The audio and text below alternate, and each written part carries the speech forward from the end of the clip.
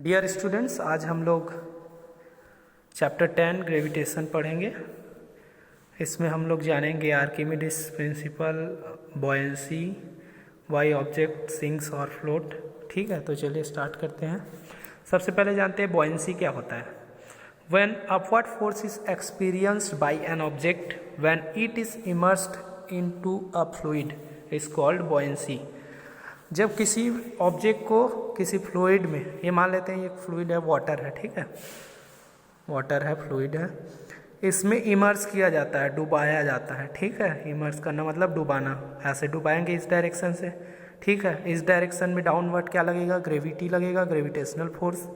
ठीक है, तो फिर इसको जब भी हम लोग कोई ऑब्जेक्ट को किसी फ्लूइड में, वाटर में, लिक्विड में जब हम लोग इमर्स करते हैं, डुबाते हैं, तो उस ऑब्जेक्ट पे आप लोगों ने कभी एक्सपीरियंस किया होगा कि एक अपवर्ड फोर्स लगता है। जब हम लोग उसको डाउनवर्ड जैसे डुबाते रहते हैं, इमर्स कराते हैं, तो अपवर्ड फोर्स एक हम लोग एक्सपीरियंस करते हैं। ठीक है, जो कि वाटर किस पे लगाता है, वो फ्लूइड उस ऑब्जेक्ट पे लगाता है अपवर्ड में, इस डायरेक्शन में। ये है बॉयंट फोर्स, ठीक है, और ये ग्रेविटेशनल फोर्स डाउनवर्ड है। तो इसी अपवर्ड फोर्स को क्या बोलते हैं, बॉयंसी बोलते हैं। क्या बोलते हैं, बॉयंसी बोलते हैं। ठीक है, ये जो अपवर्ड फोर्स लगता है उसी को बॉयंसी बोलते हैं, या फिर इस फोर्स को बॉयंट फोर्स बोलते हैं। ये अपवर्ड लगता है और ये फ्लूइड के द्वारा लगाया जाता है अपवर्ड। ठीक है, तो इसको बोलते हैं buoyancy.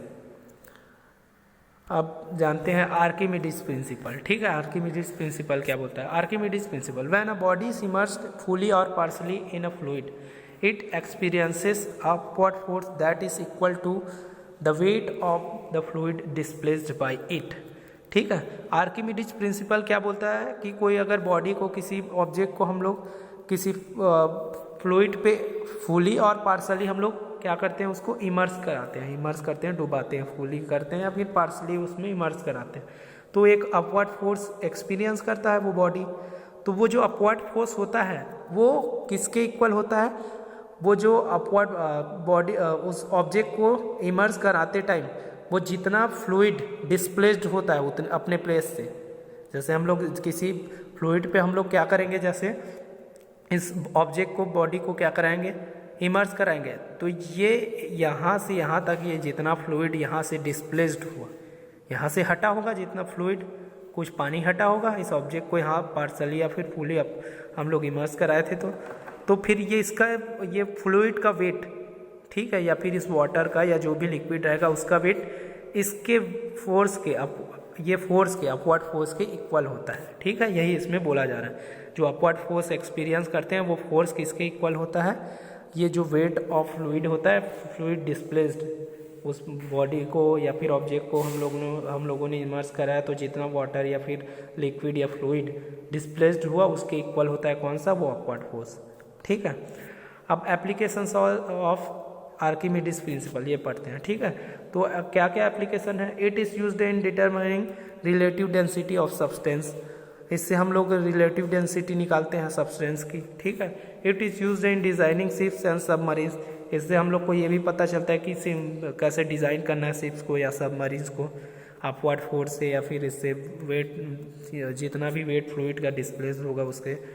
हाइड्रोमीटर्स and lactometers are based on this principle, और हाइड्रोमीटर जो होता है और लैक्टोमीटर्स जो होता है वो भी क्या होता है, इसी प्रिंसिपल पे बेस्ड होता है। Hydrometer is used to determine density of liquid, हम लोग हाइड्रोमीटर से क्या निकालते हैं, किसी भी लिक्विड का डेंसिटी हम लोग डिटरमाइन करते हैं, और लैक्टोमीटर से हम लोग प्योरिटी, मिल्क की प्योरिटी हम लोग डिटरमाइन करते हैं। ठीक है, वाई ऑब्जेक्ट फ्लोट और sink on surface of fluid, हम लोग को अब इसमें ये जानना है कि क्यों कोई ऑब्जेक्ट फ्लोट करता है, मतलब तैरता है, या फिर सिंक, डूब जाता है वो किसी फ्लूइड के सरफेस पे, लिक्विड के सरफेस पे।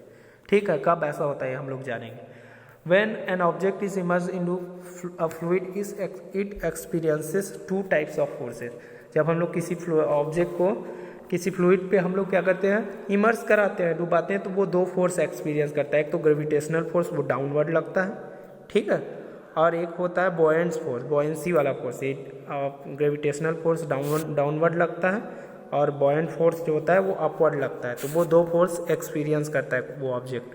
ठीक है, the magnitude of this two forces makes the object to sink और float on the surface of, और यही इन्हीं दो फोर्सेस पे, ग्रेविटेशनल फोर्स और बॉयंट फोर्स पे डिपेंड करता है कि कोई ऑब्जेक्ट फ्लोट होगा इसके सरफेस पे या फिर सिंक हो जाएगा, डूब जाएगा। ये इसी के ऊपर क्या करता है, डिपेंड करता है। तो सबसे पहले हम लोग ये जानते हैं कि फ्लोट कब होता है, ठीक है।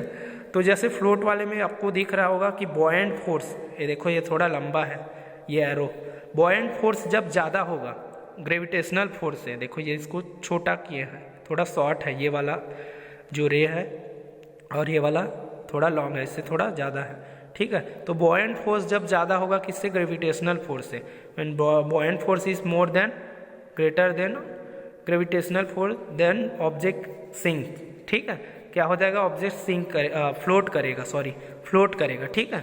जब बॉयंट फोर्स ग्रेविटेशनल फोर्स से ज़्यादा होगा, अपवर्ड फोर्स ज़्यादा होगा डाउनवर्ड फोर्स से, तभी तो फ्लोट करेगा ना, ठीक है। वैसे ही अगर ग्रेविटेशनल फोर्स बॉयंट फोर्स से ज़्यादा रहेगा, ग्रेविटेशनल फोर्स बॉयंट फोर्स से ज़्यादा रहेगा, तो ये ऑब्जेक्ट क्या हो जाएगा, सिंक हो जाएगा, डूब जाएगा।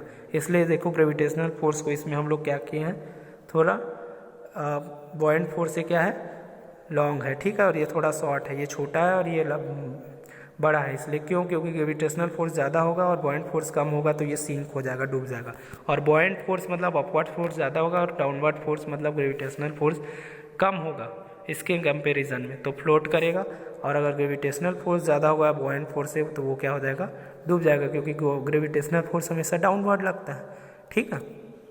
तो इससे हम लोग को ये पता चलता है कि कोई ऑब्जेक्ट कब फ्लोट करता है, जब ग्रेविटेशनल फोर्स कम हो या फिर बॉयंट फोर्स क्या होता है, ज़्यादा होता है, ठीक है, ग्रेटर देन बॉयंट फोर्स, तब क्या होता है, वो ऑब्जेक्ट क्या हो जाता है, फ्लोट करता है। और जब वो बॉयंट फोर्स जो होता है कम होता है ग्रेविटेशनल फोर्स से, तब वो सिंक हो जाता है, ठीक है।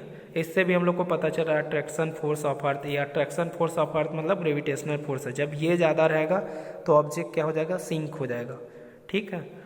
और अगर ये कम रहेगा तो क्या हो जाएगा, वो फ्लोट करेगा, ठीक है। Thank you.